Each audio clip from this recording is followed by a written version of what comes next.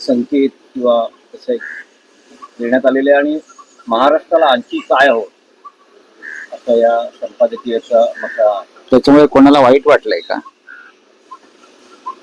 आतापर्यंत महाराष्ट्राच्या भावना याच होत्या की सन्माननीय उद्धव ठाकरे आणि सन्माननीय राज ठाकरे यांनी एकत्र येऊन महाराष्ट्राचं राजकारण आणि राजकारणाची सूत्र हातात घेतली पाहिजे. ही आतापर्यंत लोक भावना होती किंवा आहे. मग आता प्रश्न का निर्माण विचारताय तुम्ही? प्रश्न का निर्माण करताय? असं आहे, तसं आहे, तसं आहे.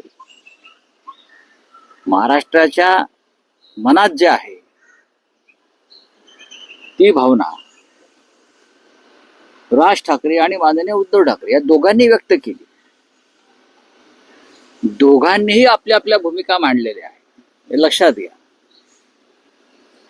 आणि जेव्हा दोन प्रमुख नेते अशा भूमिका मांडतात तेव्हा त्या आपण गांभीर्याने घेतल्या पाहिजेत आणि पुढे जायला पाहिजे. आता काही लोकांना त्याच्याविषयी वेदना होणार, कारण जर उद्धव आणि राज ठाकरे एकत्र झाले किंवा राजकारण एकत्र केलं तर आम्हाला कायमच्या शेतावर जावं लागेल, आम्हाला कायमच्या शेतावर जावं लागेल किंवा आम्हाला कायम संघ दक्ष शाखेत जावं लागेल. कारण महाराष्ट्र हा कायम ठाकरेंवर प्रेम करणारा महाराष्ट्र आहे. महाराष्ट्रानं सातत्यानं बाळासाहेब ठाकरे आणि त्यांच्या कुटुंबावर मनापासून प्रेम केलं, आजही करतो. पिढ्या बदलल्या पण हे प्रेम काही कमी होत नाही. त्यामुळे अनेकांना भीती वाटत असेल, त्यातून त्यांच्या काही पोटातून त्यांची मळमळ बाहेर पडत असेल तर त्याकडे आम्ही दुर्लक्ष करतो. आम्ही सकारात्मक दृष्टीने याकडे पाहतो. महाराष्ट्रात काही चांगलं घडावं आणि महाराष्ट्रानं एकत्र येऊन हुकुमशाही विरुद्ध कायम लढे दिलेले हे विसरू नका. चले जाव आंदोलनाची ठिणगी या मुंबईतच पडली, महाराष्ट्रात पडली आणि त्यामध्ये मराठी गिरणी कामगार पुढे होता, मराठी माणूस पुढे होता, हे लक्षात घ्या, विसरू नका. नाही पण राऊत साहेब, तुम्ही जेव्हा म्हणता की उद्धव ठाकरे आणि राज ठाकरेंनीच या विषयावर बोलावं आणि तेच एकमेकांशी बोलतील, अशा वेळेस दुसऱ्या फळीतले नेते मात्र प्रतिक्रिया व्यक्त करतायत. आमच्या पक्षामध्ये किंवा शिवसेनेमध्ये अशा प्रकारचं कोणी काहीच वक्तव्य केलं नाही. स्वतः उद्धव ठाकरे असेल, मी असेल, आमचे इतर माझे सहकारी असतील, प्रवक्ते आहेत खाली, तुम्ही मला दाखवा की त्यांनी माननीय उद्धव साहेबांनी घेतलेल्या भूमिकेच्या विरोधात जाऊन आपलं मत व्यक्त केलं. नाही, आमच्या भावना फार स्वच्छ आहेत आणि आमचं मन निर्मळ आहे या बाबतीमध्ये. त्याच्यामुळे आम्ही असं ठरवलेलं आहे, कोणी काही बोलू द्या, कोणी काही बोलू द्या, कोणी किती खाजवत बसू द्या मागून पुढून, भूतकाळात वळायचं नाही. हा फॉर्म्युला आहे, भूतकाळात डोकावायचा नाही. जेव्हा आम्ही ठरवलं आहे माननीय उद्धव साहेबांनी की एक पाऊल पुढे टाकायचं आहे, एक पाऊल पुढे टाकत असताना मागे काय झालंय हे दुर्लक्ष करून पुढे जायचं. मागे आम्ही काय बोललो, ते काय बोलले, त्यांनी काय टीका केली, त्यांनी काय भूमिका मांडली, हे विसरायला पाहिजे पुढे जाताना. याला सकारात्मक दृष्टिकोन म्हणतात.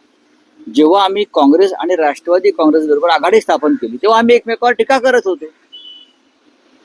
होतो ना, प्रचंड टीका केली आम्ही दोघांनी एकमेकांवर. पण जेव्हा आम्हाला एकत्र यायचं ठरल्यावर ते आम्ही भूतकाळात पाहिलं नाही, आम्ही भविष्याचा विचार केला. 2014 साली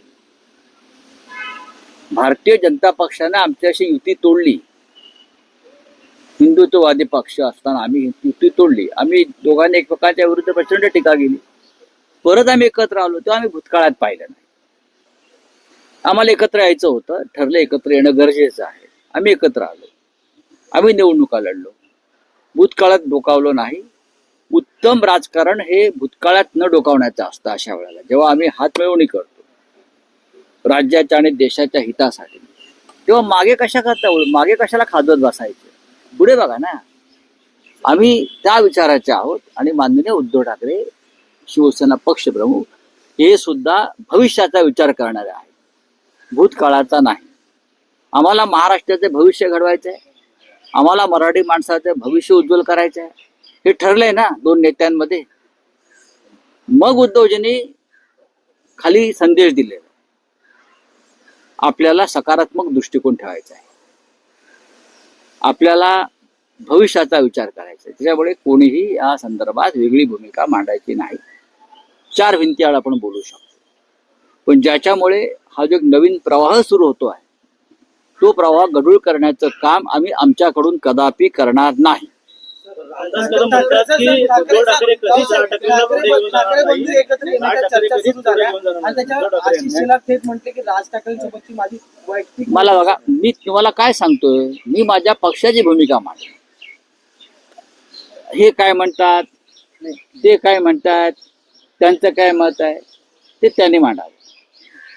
आम्ही एक भूमिका स्पष्ट घेतली आहे की आमचा दृष्टिकोन सकारात्मक आहे, आणि तो सकारात्मक दृष्टिकोन आहे महाराष्ट्र आणि मराठी माणूस यांच्यासाठी आहे. नाही, पण राऊत साहेब, आज जेव्हा सामना संपादकीय प्रसिद्ध झालं आणि मनसेच्या नेत्यांना काही प्रतिक्रिया विचारण्यात आल्या, त्यावेळेस त्यांचं आजचं म्हणणं असं आहे की राज ठाकरे परदेशात आहेत, ते परदेशातून मुंबईत परतले की तेच या विषयावर बोलले. नक्कीच. त्यामुळे त्यांनी त्यांच्याकडून कदाचित हा विषय आता बघा, मी सुद्धा तेच म्हणतोय, कोणी कशा करता का बोलावं. स्वतः राज ठाकरे यांनी आपलं एक अत्यंत महत्वाच्या विषयावरचं मत व्यक्त केलं. ते त्या पक्षाचे प्रमुख आहेत. त्यानंतर शिवसेना पक्षप्रमुख उद्धव ठाकरे यांनी त्यांचं मत व्यक्त केल्यावरती त्याच्यामध्ये आता इतरांनी बोटं घालण्याची गरज नाही. जेव्हा राज ठाकरे यांनी एक मत व्यक्त केलंय तेव्हा ते नक्की सकारात्मक आहेत ना. नवीन प्रवाह निर्माण करण्यासंदर्भात त्यांच्या मनामध्ये काही विचार पक्के असल्याशिवाय त्यांनी एकत्र काम करण्याची इच्छा व्यक्त केली नसती. हे जर त्यांच्या अनुयायांना कळत नसेल तर मी काय करणार. जेव्हा आमच्या प्रमुख नेत्यांनी म्हणजे माननीय पक्षप्रमुखांनी ही भूमिका मांडली की होय, मी सगळे मतभेद भांडणं बाजूला ठेवून महाराष्ट्रासाठी एकत्र यायला तयार आहोत, संदेश स्पष्ट आहे. आमच्या कार्यकर्त्यांना, शिवसैनिकांना आणि आमच्या सगळ्या हितचिंतकांना पक्षातल्या सांगायची गरजच नाही. पक्षप्रमुखाचा संदेश खाली गेलेला आहे आमच्या. नाही, पण शिंदे शिवसेनेतले काही नेते म्हणतात 0+0 हा शून्यच होतो. चुत्या आहेत ते, चुत्या आहेत. त्यांचा महाराष्ट्राशी काही संबंध नाही. ते शत्रू आहेत महाराष्ट्राचे, बरं का. त्यांच्या नशिबी दोन भाऊ एकत्र आल्यावर शून्यच येणार आहे. त्यांना हे नको आहे. त्यांची गाळण उडाली आहे. बघा त्यांच्या, आता बोलत नाही मी, परत ते मला ते कापावं लागेल. पण हे जे कोणी बोलतायत ना, नाही, त्यांचा मेंदू गुडघ्यात पण नाही. त्यांच्या मनामध्ये फक्त द्वेष आहे आणि महाराष्ट्राच्या संदर्भात प्रेम नाही. कोण बोलताय, त्यांची नावं बघा ना. ते कोण बोलताय, ते त्यांचे संबंध काय महाराष्ट्राशी, कोण आहेत. यांची एकतर सत्ता उलथून टाकली जाईल सगळ्यात आधी, त्या भीतीतूनही बोलताय. तर तुम्ही ट्विट केलेलं आहे एक रोग हवे तुडताना, नक्की काय सांगायचं संदेश द्यायचा. तुम्ही त्यातला संदेश काढा, कुठे आग लागली कोणाच्या बुडाला. काय त्यातून तुम्हाला सुचवायचंय काय? अहो, तुम्हाला सगळं माहिती आहे. तुम्हाला सगळं माहिती आहे. कोणाच्या बुडाला किती आग लागली आणि आग कशी धो धो बाहेर पडते, धूर कसा बाहेर पडतो आहे. फक्त माननीय उद्धवजी ठाकरे आणि राजजी ठाकरे यांनी फक्त संकेत दिले तर एवढी आग लागते. नंतर तर स्वतःला जाळूनच घेतील लोक. शारदानी 24 फुटाचे शंकराचार्य यांनी पुन्हा एकदा औरंगजेबाच्या कबरीचा मुद्दा उपस्थित केलेला आणि मोदींनी कधी निवृत्ती घ्यावी हे संघटना असं मोठं विधान केलं. करू द्या ना, त्यांच्यासाठी त्याची उत्तर द्यायला निशिकांत दुबे आहेत त्यांच्याकडे. नाही, पण राऊत साहेब, आणखी एक विषय आहे महाराष्ट्रातला की फडणवीसांनी काल जाहीर केलेलं आहे की हिंदी भाषेची सक्ती आता मागे घेतलेली आहे. पण त्यांचं असं म्हणणं आहे, जर हिंदीला इतका विरोध आहे तर मग इंग्रजी भाषेला विरोध का नाही? भारतीय परराष्ट्र सेवा जी आहे, बरं का, त्याचं संपूर्ण कारभार हिंदीतून करावा त्यांनी पूर्णपणे. आणि चीनप्रमाणे किंवा जपानप्रमाणे स्वतःच्या भाषेवर जग चालवावं, थोडी हिंमत दाखवावी त्यांनी. आहे त्यांच्यामध्ये हिंमत? देशाच्या संसदेचं हिंदीकरण करावं पूर्णपणे. देशाच्या संसदेमध्ये 70% लोक इंग्रजीमध्ये बोलत आहेत, त्यांना हिंदीमध्ये बोलायला सांगा. काही हरकत नाही. हा एक प्रयोग एका सत्रामध्ये करून बघा आणि मग तुम्हाला कळेल का ते. देवेंद्र फडणवीस हा एक वेगळा अजेंडा राबवू इच्छित आहेत. तो अजेंडा देशात चालणार नाही आणि यांच्या प्रत्येक अजेंड्यामागे निवडणुकीचं राजकारण असतं. स्वच्छ आणि निर्मळ असं काही नाही. महाराष्ट्रामध्ये वारंवार सांगितलं, इथे हिंदी येतंय लोकांना. हिंदीची जरी ही जन्मस्थान नसलं तरी हिंदीचे अनेक घडामोडी, चित्रपट, साहित्य, संस्कृती, कला, उद्योग याचे स्थान आहे. ज्या भारतीय सिनेसृष्टीचा, हिंदी सिनेसृष्टीचा उगम इथून होतोय, त्या भागाला हिंदी शिकवण्याची गरज नाही. हिंदी सिनेसृष्टीचा सगळ्यात मोठा महसूल हा या महाराष्ट्रातून होतोय ना. म्हणजे आम्ही हिंदी पाहतोय, हिंदी ऐकतोय, तुम्ही आमच्यावर कशाला हिंदी लादताय? तिकडे जाऊन लादा ना, इतर राज्यामध्ये. चला जी सक्ती नाही महाराष्ट्रात असं म्हणतात. अभी हिंदी में क्या है पूछे भाई. की महाराष्ट्राची भक्ती आहे है कि जो इलेक्शन कमिश्नर थे कुरैशी, वो इलेक्शन कमिश्नर है, मुस्लिम कमिश्नर है, ऐसा देखो इस प्रकार की जो कुरैशी साहब थे इलेक्शन कमिश्नर, वो one of the best election commissioner इस देश में रहे. कुरैशी साहब, बराबर ना. वो मेरे हिसाब से इस देश के सेशन के बाद जो और भी हो गए, लेकिन उसमें से जो अच्छे कमिश्नर हुए इलेक्शन कमिश्नर, उसमें से one of the best election commissioner Qureshi साहब थे. मैंने उनको नजदीक से देखा है. और जब कुरैशी साहब कमिश्नर थे तब शिवसेना और बीजेपी का गठबंधन था. ये मैं बता रहा हूं. तो ये नहीं कि आप बीजेपी के साथ, उस वक्त भी हमारा ये कहना था कि ये बेस्ट इलेक्शन कमिश्नर है. अगर इस प्रकार से आप, कोई अभी चीफ जस्टिस होगा तो ये मुस्लिमों के चीफ जस्टिस है बोलेंगे, इलेक्शन कमीशन का चीफ होगा ये मुस्लिमों के कमिश्नर है बोलेंगे. ये कौन सी भाषा और कौन सा जहर इस देश में मोदी और शाह जी ने फैलाया है.